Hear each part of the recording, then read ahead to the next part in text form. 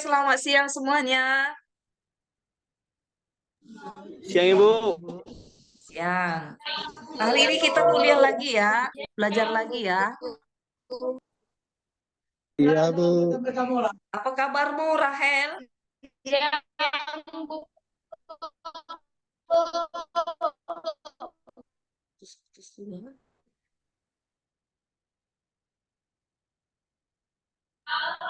Puji Oke, Tuhan semuanya on sehat, cam Bu. ya. Oke, puji Tuhan. Buka kameranya ya.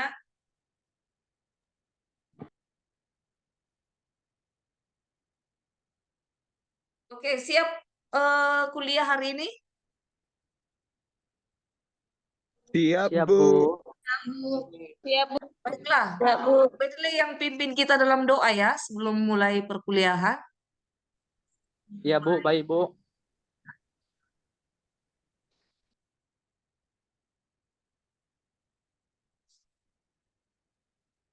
Ayo, Wedley. Sebelum kita memulai pembelajaran, mari kita berdoa. Terima kasih Allah, terima kasih Yesus, terima kasih Roh Kudus. Berkat kasih Engkau selama ini Tuhan, yang menyertai kami, sehingga kami ada pada hari ini Tuhan. Tuhan Yesus, kami sedang melakukan Zoom Tuhan. Kiranya Tuhan yang membimbing kami, menuntun kami, agar pembelajaran kami nanti sesuai dengan kehendak Tuhan. Dan Tuhan juga yang memberkati ibu dosen kami, berikan kesehatan, kekuatan, dan murah rezeki. Terima kasih Tuhan Yesus. Haleluya, haleluya. Amin. Oke, amin.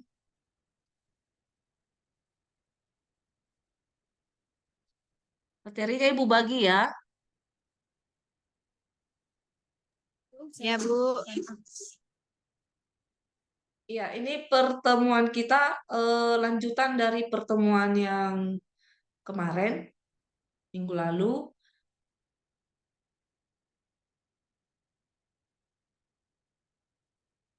Iya, konteks dan strategi PAK dalam kekristenan. Itu judul utamanya. Nah, kita masuk kepada bagian B, pendidikan agama Kristen dalam konteks kekristenan. Bisa dengar semuanya? Bisa, Bu. Bisa dilihat materinya? Bisa, Bu.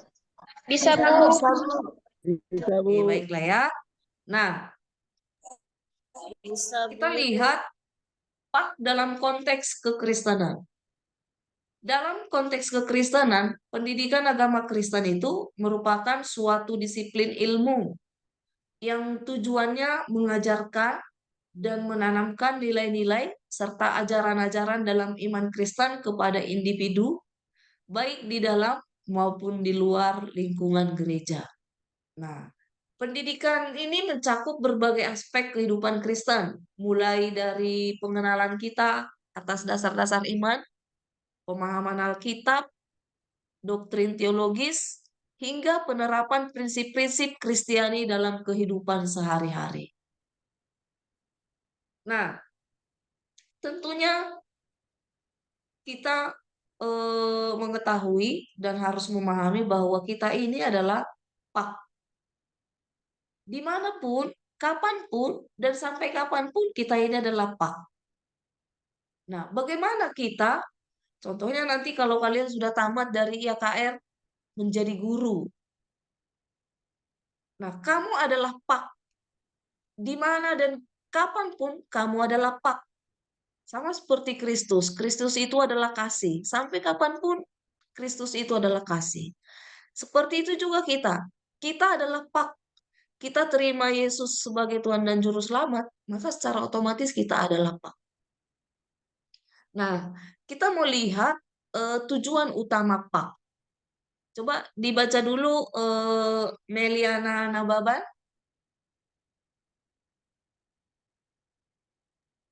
Tujuan utama PAK yang pertama, membentuk karakter dan moral yang sesuai dengan ajaran Yesus Kristus. Yang kedua, memperdalam pengertian tentang karya Allah dalam sejarah dan dalam hidup pribadi setiap individu. Yang ketiga, mendorong setiap orang untuk hidup sesuai dengan panggilan dan kehendak Tuhan.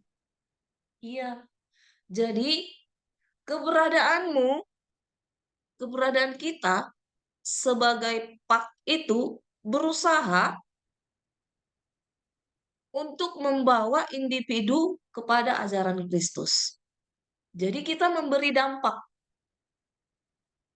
Jadi bila melihat sesuatu hal yang tidak baik dan tidak benar menurut ajaran Kristen, ajaran Kristus, maka kita pak itu harus menarik mereka. Itulah pemahamannya. Nah, pak itu bertujuan memperkuat iman, menumbuhkan sikap kasih dan pengabdian kepada Tuhan dan sesama, serta mempersiapkan individu untuk menjadi saksi Kristus di tengah masyarakat. Sebelum kalian mahasiswa terjun di tengah-tengah masyarakat, maka kalian pilih IAKR sebagai wadah yang membentuk dan mempersiapkan kalian untuk nanti bisa terjun di tengah masyarakat. Ya kan? Jadi bagaimana menjadi guru pak yang handal, yang terampil. Nah, di kampus kita ini kalian dibina, dididik, diajarkan. Jadi tujuan utamanya adalah kembali kepada ajaran Kristus. Kenapa kita hari ini belajar? Supaya ketika terjun di masyarakat kita mampu menjadi saksi dan membawa individu-individu itu kepada Kristus. Aha. Oke. Paham, Bu. Nah, ya, kita lanjut ya. Paham, Bu. Dalam prakteknya, PAK itu sering diselenggarakan berbagai media dan metode, termasuk pengajaran di sekolah, belajar agama di sekolah. Kemudian kalau di gereja kita ada namanya kelompok pendalaman Alkitab, kelompok belajar Alkitab. Nah, kebaktian di gereja, kebaktian ibadah Minggu Raya, atau kebaktian rumah tangga, atau mungkin kebaktian kelompok-kelompok kecil. Tapi bisa juga kita mengikuti pelatihan atau seminar rohani tentunya ya. Nah, jadi belajar di sekolah, membentuk kelompok studi, kebaktian di gereja, pelatihan dan seminar, itu adalah cara kita, upaya yang bisa kita lakukan untuk memperkaya diri sendiri supaya bisa nanti kita bagikan ketika kita terjun di tengah masyarakat. Jadi kalau kalian nanti sudah tamat dari YKR, kalau hari ini tidak belajar dengan sungguh-sungguh, ya apa nanti yang mau dibagi kepada siswamu? Kan target kalian adalah mengajar di SMA, mengajar di SMP. Jadi hari ini kita dipersiapkan. Materi yang diajarkan itu bisa saja meliputi cerita-cerita Alkitab, sejarah gereja, teologi, etika Kristen, serta penerapan iman dalam konteks sosial dan budaya. Nah, jadi PAK itu dia punya peranan yang sangat penting. Pendidikan agama Kristen itu peranannya penting sekali dalam membentuk komunitas. Jadi kalau mau mengajar, kita harus mempersiapkan diri. Ya kan? Bagaimana guru agama? Nanti mau jadi guru agama kan? Iya, Iya, Bu. Bu. Iya, Bu. Jadi hari ini belajar pendidikannya. Di sinilah kalian belajar. Di sini kita belajar pendidikan. Apa sebenarnya agama Kristen itu? Nah, jadi pendidikan agama Kristen itu dia memainkan peran penting dalam membentuk komunitas. Sebuah gereja itu terbentuk ketika di dalamnya itu ada pendidikan agama Kristen. Itu kan? Betul? Iya, Bu. Betul, Bu. Nah, Iya, Bu. jadi di dalam PAK itu kita belajar tentang kasih, keadilan, kedamaian, dan mendorong kita untuk melakukan pelayanan gereja dan pelayanan kepada masyarakat. Jadi kita hidup bukan untuk diri kita sendiri. Kita harus bisa hidup untuk sekolah, untuk gereja, untuk masyarakat. Ilmu yang kalian terima hari ini selama di perkuliahan ini tidak untuk dinikmati sendiri, tidak hanya sekedar dapat ijazah, tapi nanti akan berguna. Harus kalian pergunakan itu ketika kalian sudah mengajar di sekolah atau menjadi hamba Tuhan, gembala di gereja. Nah, jadi pak itu pun membentuk spiritualitas dan karakter Kristen. Ya. Dan dia harus berkelanjutan. Kalau kalian tamat dari IAKR, selesaikah belajar? Tidak. Belajar itu tidak akan pernah bisa selesai. Belajar itu dari mulai lahir sampai ke liang kubur. Dia harus berkelanjutan. Nah, ada beberapa hal yang perlu dikembangkan dalam pelaksanaan PAK di sekolah. Tadi kan, kalau kita belajar hari ini, diri kita ini, ilmu yang kalian punya, tidak untuk dinikmati sendiri. Harus kita terapkan itu di sekolah, di gereja, dan di masyarakat. Nah, kita lihat dulu pelaksanaan PAK di sekolah. Jadi bagaimana PAK pendidikan agama Kristen dalam konteks kekristenan di sekolah. Ya kan?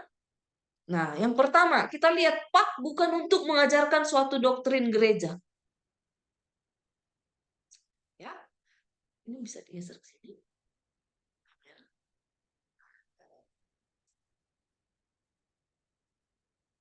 PAK bukan untuk mengajarkan suatu doktrin gereja.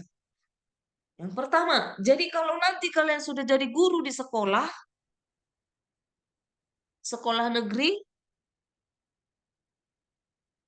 yang pertama, PAK bukan untuk mengajarkan suatu doktrin gereja. Siswa di sekolah itu berasal dari berbagai organisasi dan aliran gereja. Jadi kalau misalnya kamu seorang GPI, Gereja Pentakosta Indonesia, nanti kalau sudah mengajar di sekolah, tidak bisa lagi membawa-bawa nama GPI. Ayo nak, kamu masuk di gereja GPI ya. Tidak bisa begitu. Kedua, tidak boleh ada tendensi yang dilakukan oleh guru PAK mengajarkan doktrin gerejanya kepada peserta didik. Kan? Jadi kalau misalnya Erwin, GPI ya Erwin ya? Iya, Bu. Ya, GPI? Iya, Bu. Iya. Nah, jadi Erwin tidak nanti ketika mengajar di sekolah kan siswanya itu tidak GPI kan? Iya atau bukan? Iya, Bu. Iya. Ya, Bu. Siswa kita Denominasi. itu, siswamu itu terdiri dari berbagai denominasi Gereja. gereja. Gereja, Nah, Bu. jadi kita tidak boleh mengajarkan bahwa doktrin gereja GPI itu kepada siswa. Ya, itulah PAK Ya, Bu. strategi PAK kalau kita di sekolah. Kan strategi itu adalah cara kan? Kalau kamu menemukan kesulitan, lalu temukan strategi yang lain, gitu kan? Nah, jadi tidak boleh ada tendensi yang dilakukan oleh kita, guru PAK, mengajarkan doktrin gereja kepada peserta didik. Oke, kemudian isi pengajaran haruslah bertujuan mengajarkan iman Kristen yang dinyatakan di dalam Alkitab dan sesuai dengan apa? Kurikulum. Kurikulum. Ya, sesuai dengan kurikulum, bukan sesuai dengan doktrin gereja. Sesuai dengan kurikulum. Siapa yang membuat kurikulum itu, Nak? Kementerian Pendidikan. Menteri. Iya, artinya bukan gereja kan? Nah, Iya, Bu. itu dia. Jadi yang kita ajarkan itu adalah sesuai Alkitab dan sesuai dengan kurikulum, bukan sesuai Alkitab dan sesuai isi hati. Nah, kemudian yang D, seorang guru PAK hendaknya melepaskan organisasinya, alirannya dengan tulus berpusat pada pokok-pokok pengajaran iman Kristen. Ya, jadi kita lepaskan GPI kita itu ketika kita mengajar di sekolah. Maksudnya dilepaskan itu bukan keluar dari gerejamu ya. Paham ya, Nak? Paham, Bu. Iya. Kemudian guru pak itu tidak boleh membeda-bedakan gereja atau membenarkan gerejanya sendiri.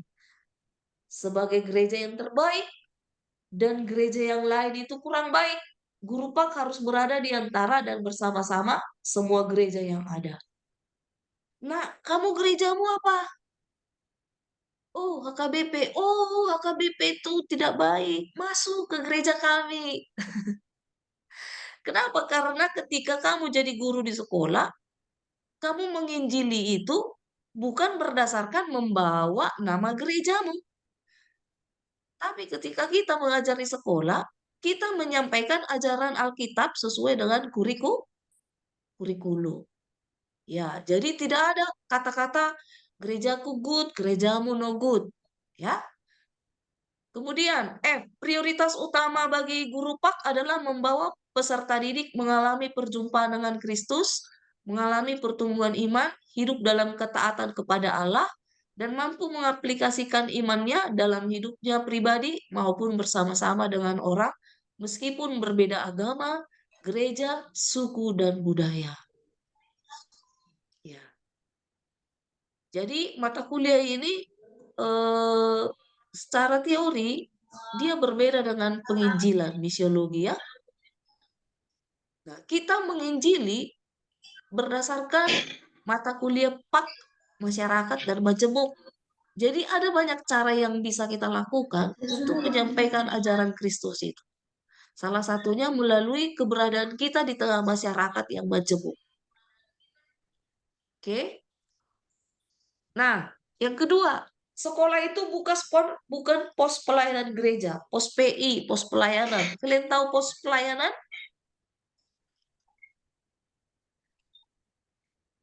Pos Tahu, Bu. pelayanan, tahu ya?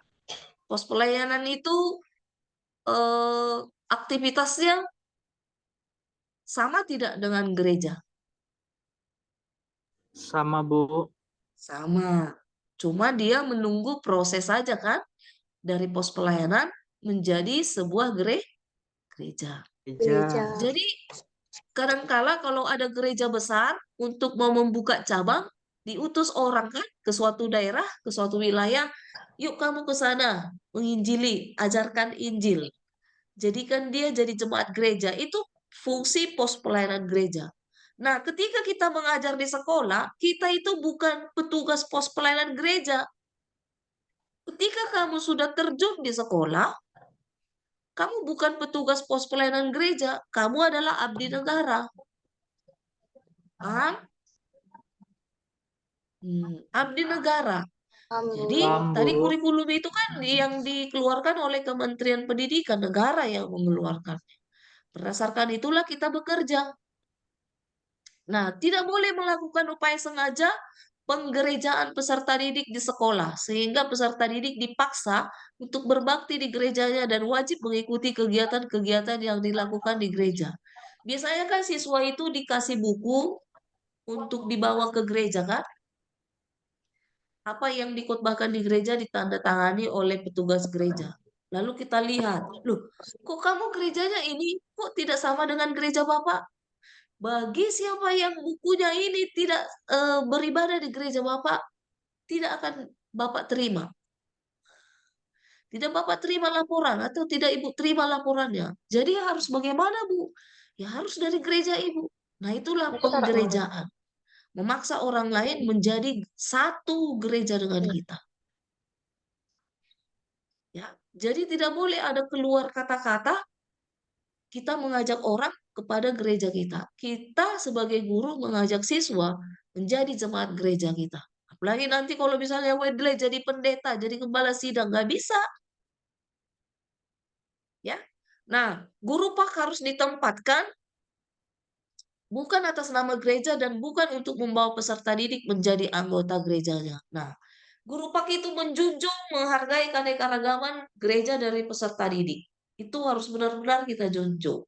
Ya, oke. Kemudian, tapi kalau misalnya siswa itu lihat, waduh Pak Pendeta Wedle ini sangat bagus, saya suka dengan caranya bicara, dengan caranya menyayangi, menghormati.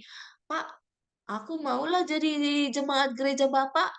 Nah, kamu tolak kah, Wedley? Eh, enggak, Bu. Tolak atau diterima? Terima, Bu. Iya, diterima. Nah, tapi kita tanya, kamu ada yang memaksa? Tidak.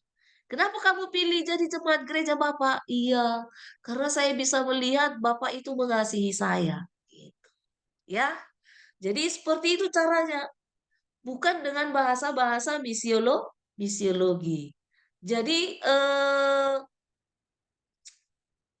nah yang ketiga, Pak tidak melakukan fungsi gerejawi. Jadi kalau kita di sekolah, kalau kamu jadi guru di sekolah, baptisnya harus begini, ya. Baptisnya harus seperti ini, tidak boleh. Yang kita ajarkan adalah bahwa setiap orang Kristen yang percaya pada Kristus dia harus dibaptis. Nah, mau bagaimana caranya itu kembali kepada ajaran gereja. Nah, contoh ini fungsi gerejawi ya, perjamuan kudus, baptisan. Sama nggak gereja Pentakosta dengan Katolik melakukan perjamuan kudus? Sama atau beda? Beda, Bu. Beda, beda, Bu, caranya, Bu. Coba siapa yang bisa menjelaskan cara Katolik kalau melakukan perjamuan kudus? Kalau dia ke Katolik kan, Bu, Buka jemaatnya kamera. itu satu.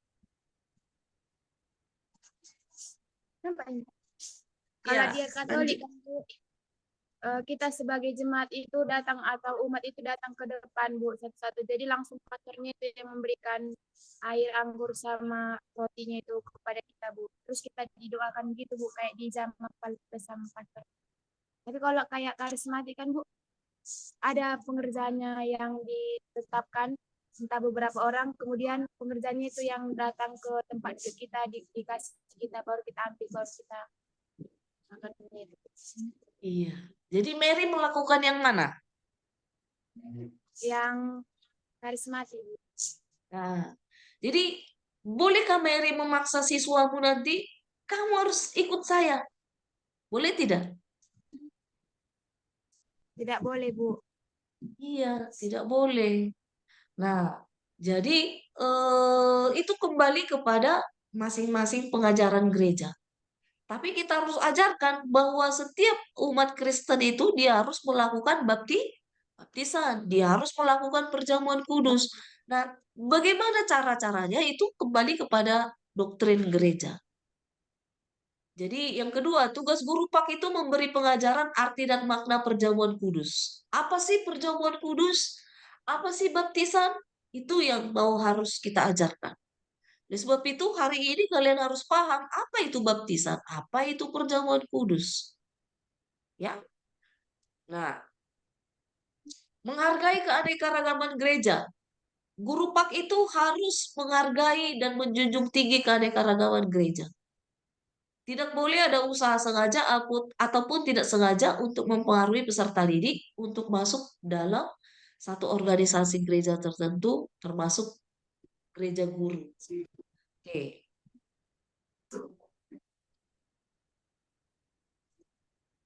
Aku bisa.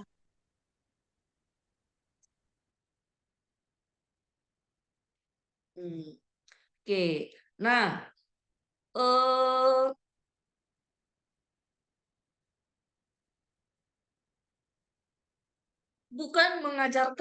bukan untuk mengajarkan suatu doktrin gereja. Kita masuk kepada diskusi ya. Coba lihat materinya, bisa dilihat?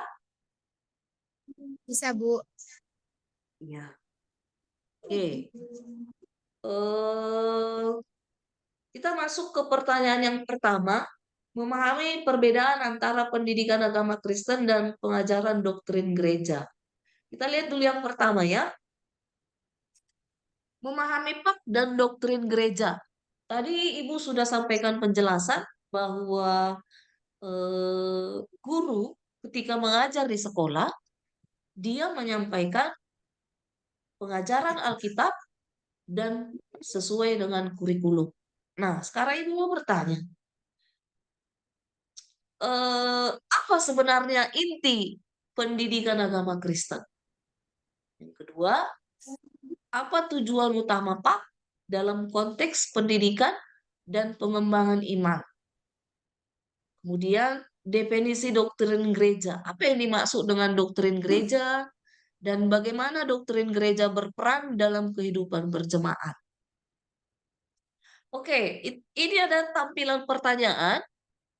Silakan pilih pertanyaan mana yang akan kamu tanya. Dan juga bagi siapapun, silakan menjawab pertanyaan yang manapun yang sudah Ibu tampilkan di layar. Jadi ada 4 pertanyaan ini ya. Apa itu pendidikan agama Kristen? Jangan-jangan kalian nggak tahu apa itu sebenarnya pendidikan agama Kristen? Padahal kalau tadi Ibu sudah sampaikan bahwa di sekolah, di rumah, atau dimanapun kita itu adalah PAK. Tidak ada identitas kita yang lain selain dari PAK. Nah, jangan-jangan tidak tahu apa itu PAK. Nah, kemudian yang kedua, apa tujuan utama PAK dalam konteks pendidikan? Oke, ada? Silakan.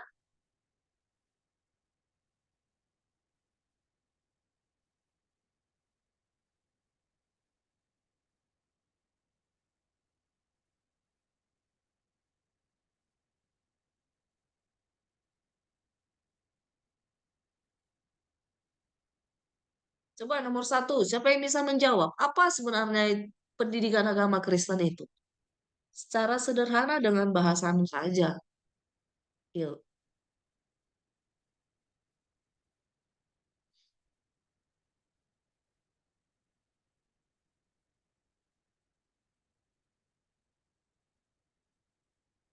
Ada yang jawab bisa?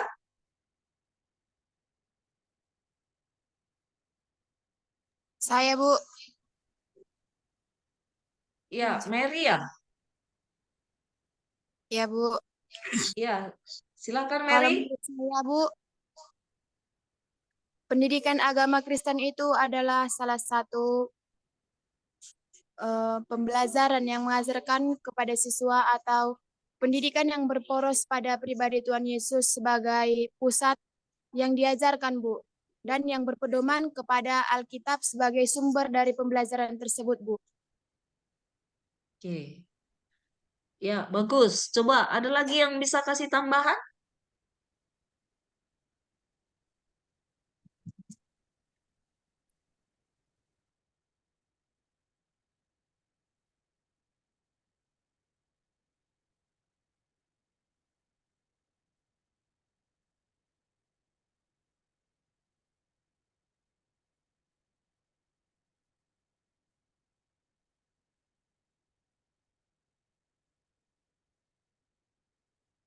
Wedley bisa?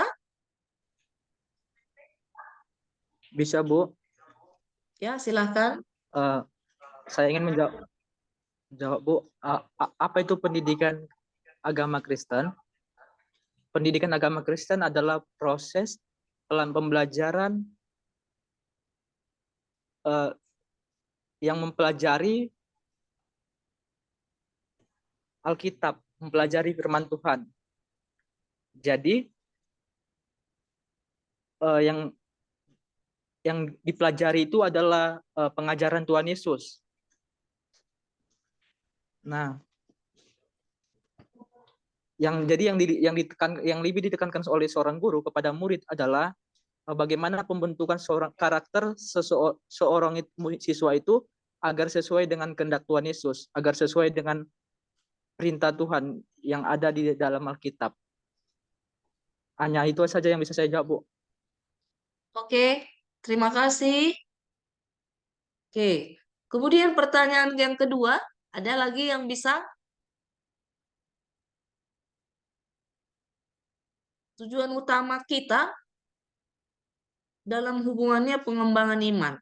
Pak dalam mengembangkan iman, ada gak kira-kira hubungannya?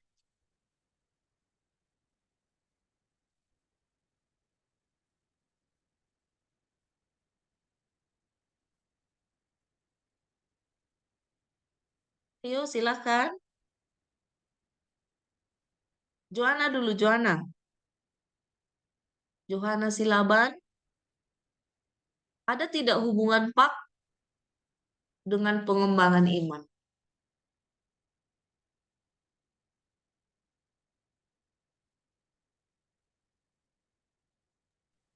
Ada, Bu. Karena Bu, di dalam pendidikan agama itu, seorang guru akan membawa peserta didik itu lebih mengenal siapa Tuhan dan pribadinya. Jadi ketika dia mengenal seorang Tuhannya, dia akan membangun atau mengerti iman yang bagaimana yang harus ia berikan atau lakukan dalam pengenalan itu, Bu. Oke, buka kameranya Johanna. Nggak buka kamera. Udah, Bu. Iya, tadi tertutup kameramu. Sorry, Bu. Ya, ya. Oke, ada lagi yang bisa kasih pendapat?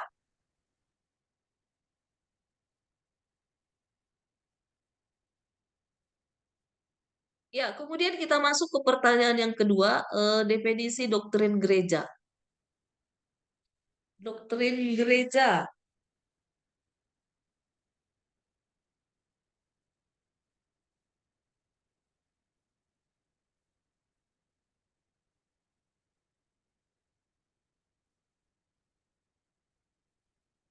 Yuk, coba Mei. Mana Mei? Apa itu doktrin gereja, Mei? Oke Bu, mungkin saya akan sedikit menjelaskan tentang doktrin gereja.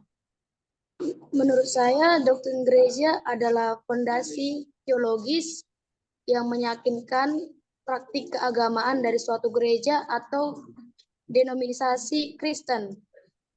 Terhadap doktrin gereja ini mungkin akan banyak terdapat kesamaan terhadap doktrin, tetapi ada juga perbedaan yang signifikan, di mana perbedaan doktrin inilah yang membuat keberagaman pemahaman dan dapat mengekspresikan iman Kristen. Dan doktrin gereja juga membantu menjaga kesatuan iman di dalam para anggota jemaat gereja, Bu. Mungkin itu yang bisa saya jawab. Oke. Iya, itulah doktrin gereja. Coba ada yang bisa memberi lagi definisi apa sebenarnya doktrin gereja? Yang bisa menambahkan?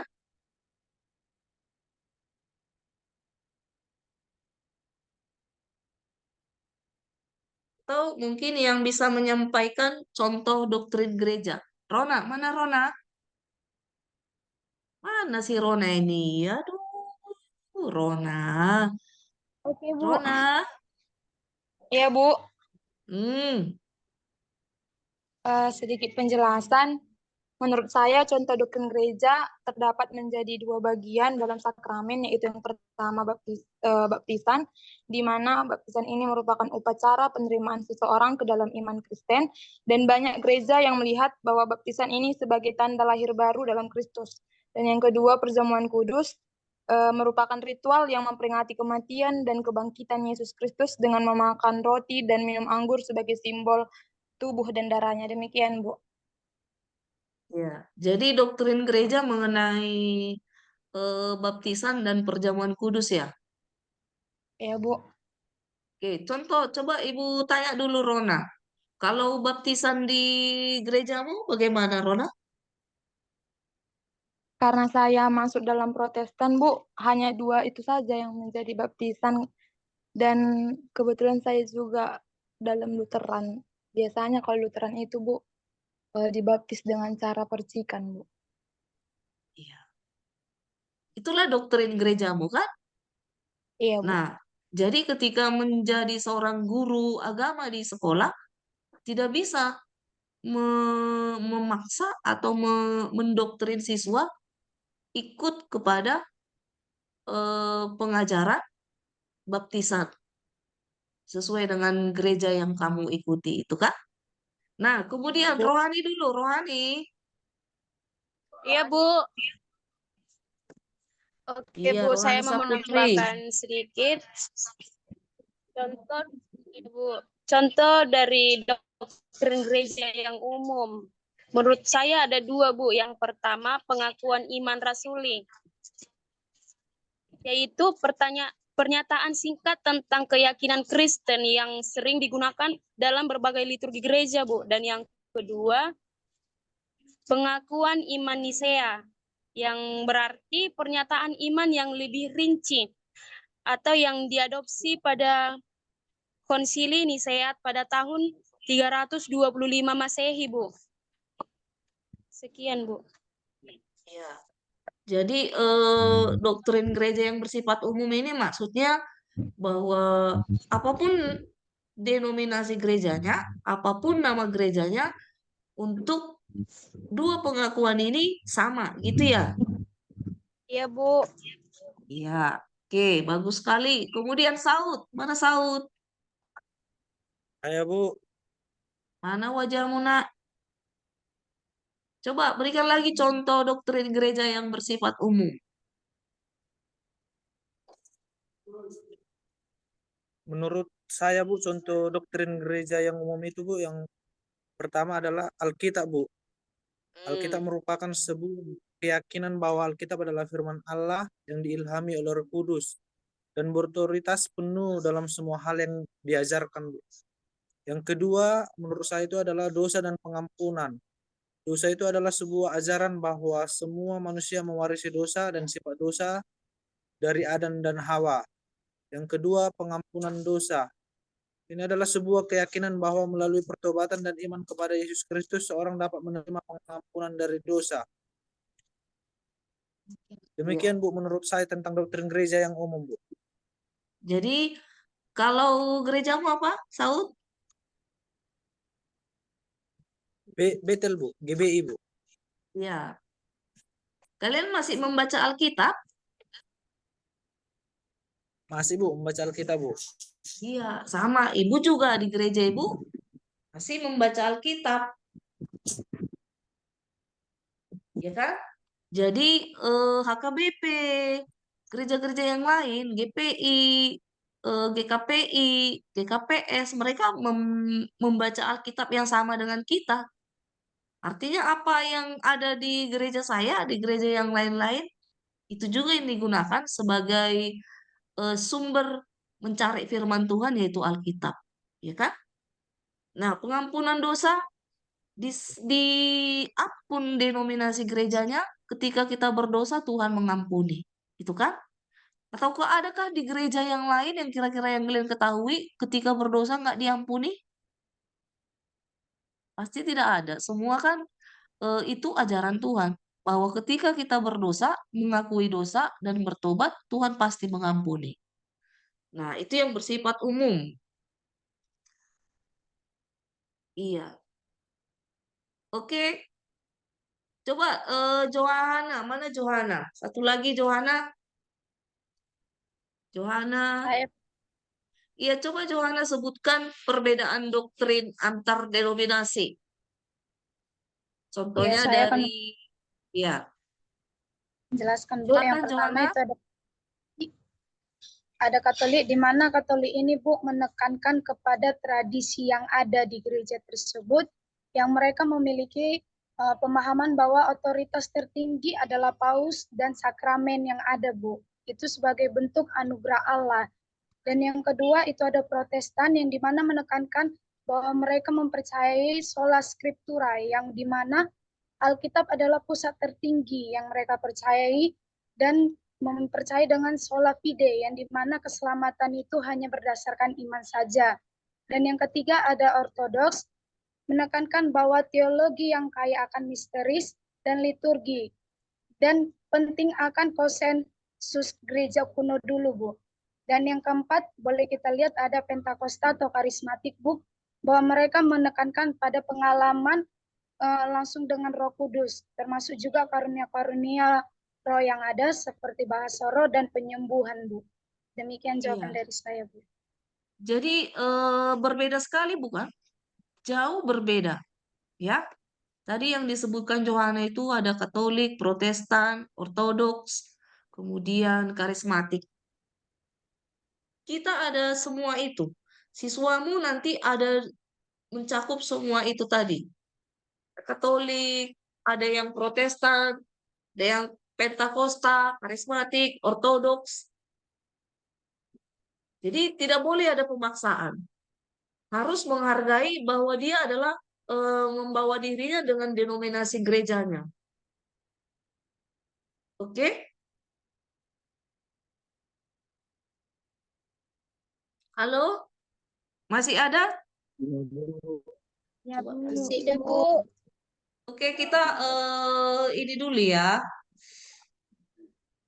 Kita coba tampakkan wajahmu.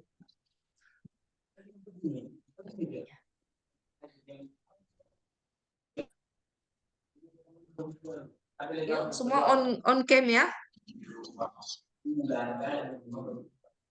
Yuk semua, Meliana, Yemima, Kartika, Mewan, Gus Irawan. Coba tunjukkan wajahnya, Nak.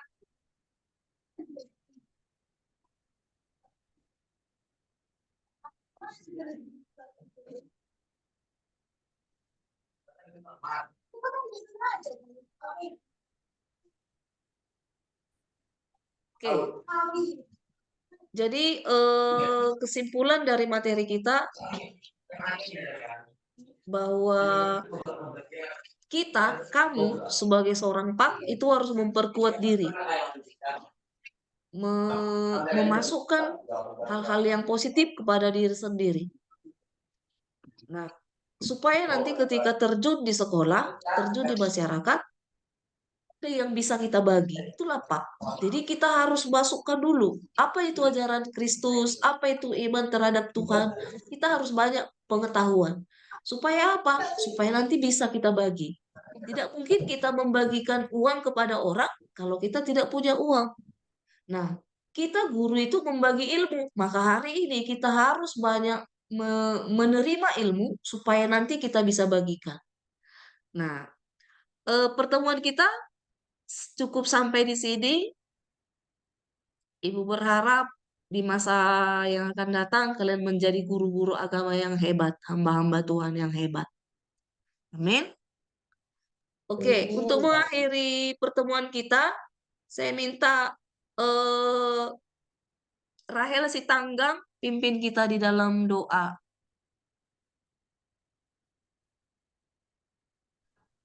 Baik, sebelum kita memulai perkuliahan kita berdoa. Sungguh kami bersyukur Bapa untuk setiap kebaikan Tuhan, kemurahan Tuhan dalam hidup kami Tuhan. Kalau kami boleh ada sampai hari ini, semua karena kebaikan Tuhan. Telah berakhir Bapa sesi perkuliahan kami Tuhan. Apapun yang kami terima, yang kami dapatkan dari ibu dosen kami Bapa, mari ajari kami Tuhan.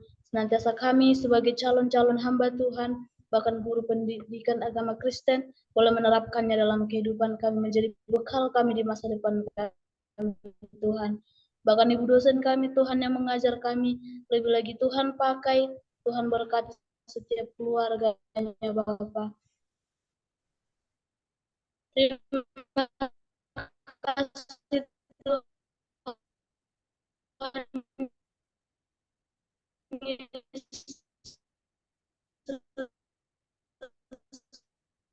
Haleluya, amin. Oke, selamat siang.